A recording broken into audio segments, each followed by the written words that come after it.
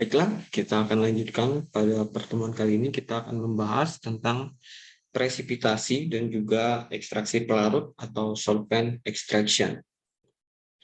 Ya, sebagaimana kita ketahui, presipitasi dan juga solvent extraction ini atau ekstraksi pelarut ini merupakan proses yang dipakai untuk memurnikan logam dari larutan hasil leaching atau pregnant leach solution. Ya, bisa dilihat di gambar sebelah kanan. Jadi proses pemurnian ini menggunakan presipitasi atau solvent extraction itu dilakukan setelah proses leaching dan juga solid liquid separation. Jadi setelah residu dan filtrat itu dipisahkan, maka filtrat ini selanjutnya akan masuk ke dalam proses pemurnian, baik itu melalui presipitasi atau juga bisa melalui solvent extraction. Jadi kenapa kita harus melakukan solvent extraction atau presipitasi dalam proses pemurnian ini? Alasan yang pertama adalah proses leaching itu tidak 100% selektif. Jadi pasti ada logam-logam lain yang tidak diinginkan itu ikut larut di dalam larutan produk leaching tersebut. Jadi setelah larutan dipisahkan dari solid, maka larutan tersebut memerlukan pemurnian lanjutan, ya, baik itu dengan cara mengendapkannya atau memisahkannya dengan menuju fase yang lain. Ya, kemudian tanpa pemurnian, proses recovery logam ini tidak akan berjalan secara efektif. Kemudian biasanya larutan dengan kemurnian yang tinggi itu diperlukan untuk memproduksi produk logam dengan kemurnian yang tinggi. Ya, jadi itu alasan dan tujuannya mengapa kita harus melakukan pemurnian logam. Jadi yang pertama adalah presipitasi. Jadi presipitasi logam ini dilakukan dengan menggunakan logam atau metal lain yang memiliki nilai elektronegatif yang lebih tinggi, ya, atau lebih elektronegatif. Misal ada logam 1, M1, metal 1, memiliki ion positif. Apabila dia direaksikan dengan logam yang lain yang memiliki elektronegatif yang lebih besar, maka logam tersebut ionnya tersebut akan berpindah kepada logam yang lebih tinggi ini. Sedangkan larutan ion metal yang ingin dimurnikan pada umpannya tadi akan kehilangan ion positifnya. Jadi adanya perpindahan ion di sini, di mana logam yang memiliki elektronegatif yang lebih tinggi itu akan cenderung mengambil ion yang berada pada larutan ion pada hasil leaching yang akan dimurnikan. Aplikasi ini banyak dipakai pada pemurnian tembaga dari scrap. Ya. Jadi scrap itu bisa berupa besi atau baja yang tidak digunakan lagi. Kemudian ada juga untuk pengendapan atau presipitasi emas dan perak dari larutan sianida menggunakan powder zinc. Kemudian pelepasan Cu tembaga kadmium besi oleh powder zinc untuk purifikasi dari pregnant leach solution zinc dari leaching ZNO. Kemudian pelepasan Ga dari PLS aluminat untuk menggunakan powder aluminium. Nah, jadi sebenarnya masih banyak lagi aplikasi presipitasi ini di dalam industri.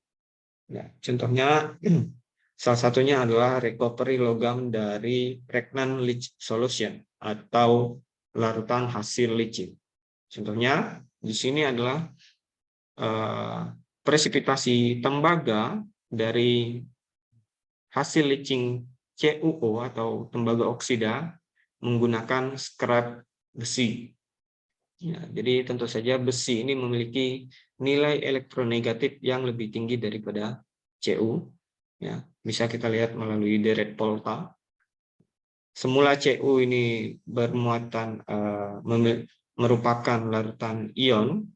Setelah direaksikan dengan Fe, maka ion-ion tersebut akan berpindah ke Fe karena Fe memiliki elektronegatif yang lebih besar dibandingkan Cu. Sedangkan Cu yang terlepas dari ion-ionnya, maka dia akan secara perlahan-lahan akan mengendap. Kemudian pemurnian emas AU dan perak dari larutan sianida menggunakan powder zinc atau Zn. Ya, ini sama saja seperti contoh Cu yang tadi. Ya, jadi AuCN2 itu berupa larutan ion. Ya, kemudian Ag juga AgCN2 direaksikan dengan Zn, maka ion-ion yang terdapat pada Au dan Cn di umpan di sini akan berpindah kepada Zn. Tentu saja juga larutan sianidanya yang merupakan larutan ionik akan berpindah juga menuju ke logam Zn. Kemudian contoh yang lain adalah pemurnian Cu menggunakan powder Zn. Saya rasa ini sama contohnya dengan yang pemurnian Cu tadi, hanya ini menggunakan Zn. Dan juga pengendapan besi atau presipitasi besi menggunakan larutan hidroksida.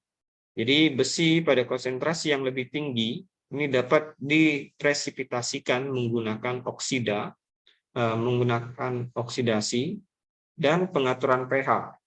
Jadi dia dapat diendapkan menggunakan hidroksida menjadi FeOH3.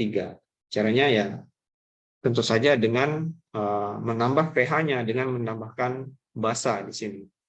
Larutan basa baik itu KOH, NaOH untuk mendapatkan endapan FeOH 3 kali.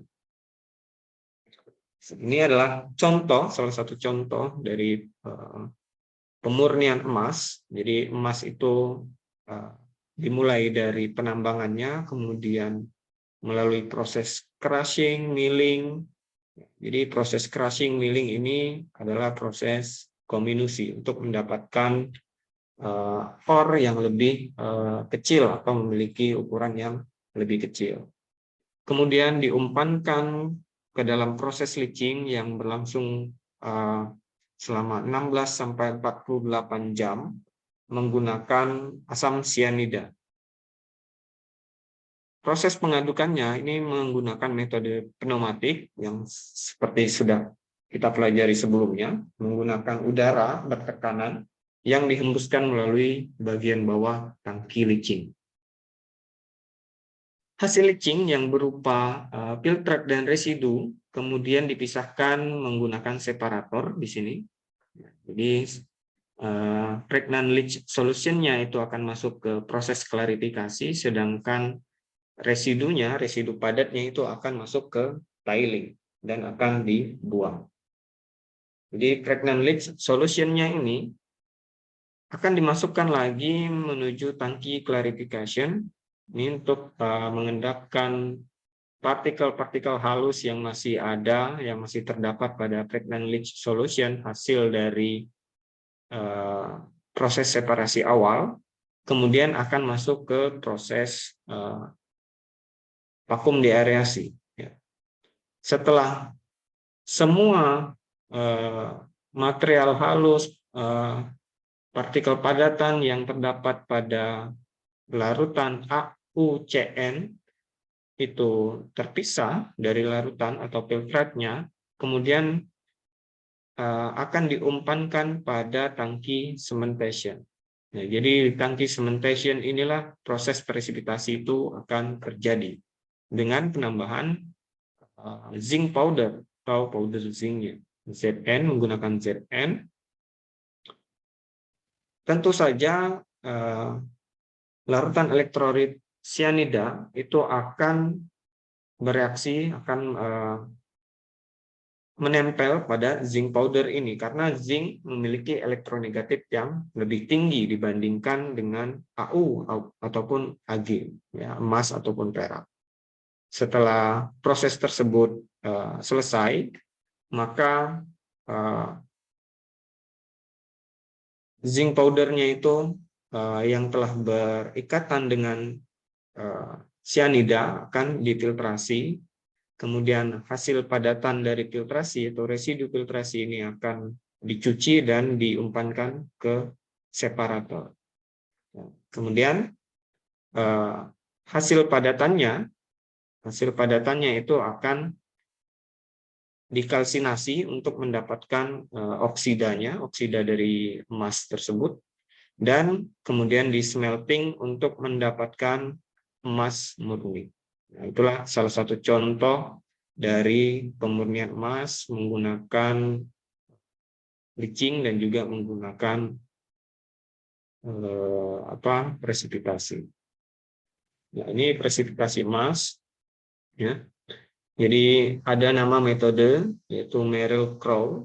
Itu dia lebih efektif untuk rasio yang tinggi dari AU dan Ag pada biju. Jadi metode ini hanya efektif apabila nilai dari konsentrasi emas atau AU-nya itu lebih tinggi dari konsentrasi perak. Karena kita ketahui bahwa emas dan perak ini selalu terdapat secara bersamaan. Jadi metode yang telah dikembangkan ini dia hanya cocok untuk rasio emasnya yang lebih tinggi dibandingkan Ag-nya atau perak. Untuk rasio AU dan Ag yang rendah, itu penggunaan karbon aktif akan lebih baik digunakan. Jadi ada juga metode yang menggunakan karbon aktif untuk menjerap AU, Ag yang terdapat pada umpan. Kemudian tujuan dari proses klarifikasi ini adalah menghindari formasi atau pembentukan dari lapisan permukaan zinc. Jadi zincnya tersebut kita hindari untuk masuk pada proses berikutnya. Kemudian deaerasi ini mencegah pelarutan kembali dari presipitat AU dan Ag dan meningkatkan rate presipitasi atau laju presipitasi, laju pengendapan dari AU dan Ag. Dan untuk ekstraksi pelarut, ekstraksi pelarut ini biasanya digunakan untuk memurnikan logam dari produk leaching dengan cara merubah fasenya. Jadi biasanya menggunakan reagen organik untuk membentuk larutan kompleks organometalik. Jadi yang produk yang diinginkan pada proses ini adalah larutan organometalik. Jadi logam dengan fase organik. Kemudian spesies logam atau senyawa logam yang meninggalkan fase aqueous dan memasuki fase organik, unit prosesnya ini ada dua. Pada industri biasanya terdapat unit ekstraksi dan juga unit stripping.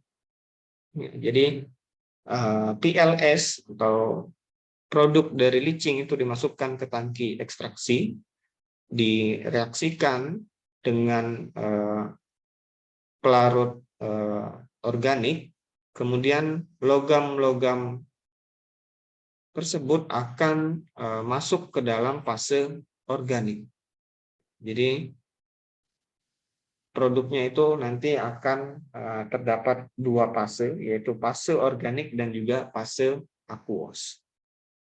Kemudian di proses stripping ini akan terjadi pemisahan dari dua fase tersebut. Kita lihat material flow dari ekstraksi logam menggunakan ekstraksi pelarut dan juga electrowinning. Jadi awalnya PLS atau produk leaching itu berada di sini, kemudian masuk ke proses ekstraksi ya, di mana logam murni, logam yang belum murni itu akan direaksikan dengan reagen dari proses ini. Biasanya digunakan reagen SAM atau juga reagen kompleks. Setelah direaksikan pada proses ekstraksi ini, outputnya itu ada dua, yaitu pertama adalah PLS yang tidak bereaksi dan juga logam yang bereaksi dengan reagennya. Jadi logam yang bereaksi dengan reagennya ini akan berpindah fase dari fase aqueous menuju ke fase organik. Kemudian pada proses stripping ini terjadinya pemisahan antara fase aqueous dan juga fase organik, di mana logam-logam yang kita inginkan yang bereaksi tadi pada proses ekstraksi itu akan berada pada fase organik, sedangkan pelarutnya atau reagennya itu akan diregenerasi menuju pada fase aqueous. Mungkin seperti ini contohnya. Jadi ada pelarut organik dan juga logam yang ingin dipisahkan. Jadi pelarutnya ini dalam fase organik, logamnya ini dalam fase aqueous. Pada proses ekstraksi, logamnya ini, kalau di sini contohnya Cu, itu akan berikatan dengan senyawa organiknya. Dan juga asam, atau kalau kita menggunakan asam pada pelarutnya, itu akan terpisah menuju fase aqueous. Selanjutnya, di-recycle kembali pada proses stripping, di mana asam ini akan digunakan kembali pada proses ekstraksi untuk merubah fase dari logam yang ditargetkan. Ini salah satu contoh dari recovery atau pemurnian tembaga dari CuO. Jadi setelah melalui proses leaching di sini ya, kalau kita lihat ini leachingnya menggunakan leaching in situ. Produk leaching berupa larutan atau PLS itu akan diumpankan pada tangki ekstraksi. Ya, di mana tangki ekstraksi ini dia akan direaksikan menggunakan asam. Kemudian produk dari tangki ekstraksi ini dia akan diumpankan kembali ke tangki stripping. Nah, di sini tangki stripping biasanya digunakan unit mixer settler atau peralatan mixer settler namanya untuk mendapatkan layer atau lapisan aqueous dan juga lapisan organik yang akan dipisahkan. Ini unit atau peralatan untuk ekstraksi pelarut, yaitu mixer settler. Jadi terdiri dari tangki mixing atau mixing chamber, di mana fase dari aqueous dan organik ini dicampurkan dengan bantuan pengaduk atau impeller, kemudian didiamkan memerlukan waktu beberapa saat, sehingga campuran tersebut terpisah di dalam settling chamber atau tangki settlingnya. Peralatan ini biasanya memerlukan ruangan yang luas dan terdapat banyak stage yang biasa digunakan. Yaitu terdiri biasanya dari 3 sampai 5 stage dan beroperasi pada aliran counter current atau berlawanan arah. Ya, jadi di sini proses ekstraksi berlangsung di tangki pengadukan atau mixer chamber. Ada agen reagen pelarut yang kita tambahkan atau HCl di sini, dan juga hasil dari produk leaching atau pregnant leach solution-nya. Kita aduk bersamaan, kemudian hasilnya tersebut di larutan overflow-nya itu akan menuju ke tangki settling, di mana pada tangki settling ini larutan pada fase aqueous dan larutan pada fase organik atau solvennya itu akan terpisahkan kembali. Jadi yang akan kita ambil itu adalah produk yang bagian atasnya ini, yang berupa larutan organik. Jadi larutan aqueousnya ini akan diumpankan kembali ke dalam mixer chamber. Oke, itu untuk penjelasan ekstraksi pelarut. Kemudian kriteria bagaimana cara kita menentukan ekstraktannya itu atau reagen pelarutnya pada proses ini, yaitu yang pertama tentu saja dengan ketersediaan dan harganya, dan yang kedua adalah sifat kelarutannya yang tinggi di dalam pelarut organik, yang mana tidak larut pada fase aqueous. Biasanya dipakai kerosin itu pada konsentrasi 2 hingga 20%. Kemudian mudah untuk membentuk kompleks metal organik yang larut pada fase organik. Kemudian selektif terhadap logam yang ingin dilarutkan. Kemudian memiliki properti yang baik saat pemisahan setelah berkontak, yaitu adanya perbedaan densitas, viskositasnya yang rendah, kemudian tegangan permukaannya yang tinggi. Ya. Jadi tentu saja proses-proses ini didukung oleh properti fisik yang dapat membedakan antara larutan aqueous dan juga larutan organik atau metal organik. Ya, salah satunya adalah dengan adanya perbedaan densitas, viskositas, dan juga tegangan permukaannya. Otomatis densitas yang rendah itu dia akan berada pada bagian atas atau lapisan atas, dan juga larutan dengan viskositas rendah itu akan terdapat pada bagian atas. Kemudian mudah untuk merecovery logam dari fase organik. Ya, jadi setelah dia berikatan dengan logam pada fase organik, diharapkan pelarutnya ini mudah untuk dipisahkan dari logam tersebut. Ya, jadi itu untuk kriterianya. Kemudian yang terakhir adalah mudah untuk diregenerasi atau dipakai ulang untuk direcyclekan atau dimasukkan kembali ke proses pengadukan atau mixer chambernya. Itu saja yang ingin saya sampaikan pada pertemuan ini. Yang kita bahas adalah tadi sekilas tentang presipitasi dan juga solvent extraction. Saya harapkan Anda dapat memahaminya dengan mudah. Kita kembali bertemu pada pertemuan selanjutnya. Saya akhiri, terima kasih. Assalamualaikum warahmatullahi wabarakatuh.